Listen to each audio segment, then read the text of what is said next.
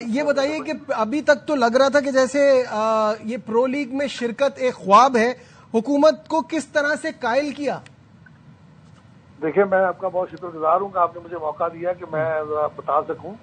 तो मैं समझता हूँ जी, ये आज पूरे पाकिस्तान हॉकी की जो कामयाबी है, पाकिस्तान हॉकी फेडरेशन की भी और उनके प्रेसिडेंट मीर तारिक बुख्ती और ये सारे हॉकी वालों की, जितने हॉकी खेले हुए हैं, हमारे साबिक ओलंपियन, मौजूदा टीम की, ये सब के लिए आज बड़ा खुशी का दिन है कि बहुत देर के बाद हम पाकिस्तान टॉप 10 की हॉकी खेलेगा।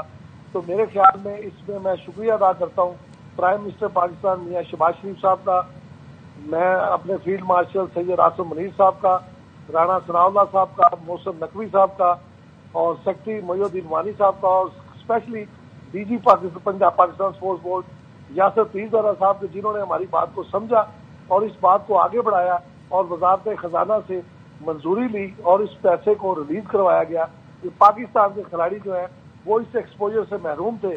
बड़ी देर के बाद पाकिस्तान जो है वो टॉप 10 की हॉकी खेलेगा, जिससे हमारी अगली राहें जो है वो खुलेंगी। अच्छा राणा साहब, मुझे ये बताइएगा कि न्यूजीलैंड ने ये प्लेस छोड़ी और पाकिस्तान को ये मौका मिला, उन्होंने भी यही बात बोली कि हमारे पास जो है वो फंड्स नहीं है, माली मसाइल का हम शिकार है, इस वजह से हम नहीं खेल रहे। तो पाकिस्तान के पास भी नहीं है, तो रैंकिंग के लिए, प्लेयर्स की गेम के लिए तो ये बहुत अच्छी बात है, लेकिन ओवरऑल जब ये लीग इतनी महंगी है तो इससे हमें आगे कोई फायदा होगा? जो आपने पहले खुद ही कह दिया बात के रैंकिंग में हमें बहुत ज्यादा फायदा होगा। तो जब रैंकिंग में आपको फायदा होगा तो कल को आपको जब भी कोई क्वालिफाइंग राउंड खेलना होगा तो फिर आपको जर्मनी को फेस नहीं करना होगा, आपको कल ऑस्ट्रेलिया को फेस नहीं करना पड़ता, आपको हॉलैंड को नहीं करना पड़ता। तो जब आपके नीचे फिर कमजोर टीमें आती है तो फिर आप उसको मार के फौरी क्वालिफाई कर जाते हैं हर चीज। सही, सबसे पहला एडवांटेज तो ये होता है, ये समझने वाली बात है कि अगर आप इससे बाहर होते हैं तो फिर आपको सामना जो है कभी ऑस्ट्रेलिया से होगा, कभी हॉलैंड से होगा, कभी जर्मनी से होगा, कभी बेल्जियम से होगा। और यही एक फोरम था, यही एक प्लेटफॉर्म है जिससे पाकिस्तान हॉकी अपनी रैंकिंग बेहतर कर सकती है और अपनी टीम की परफॉर्मेंस बेहतर कर सकती है। तो मैं समझता हूँ कि ये एक बहुत अच्छा मौका है हॉकी के लिए।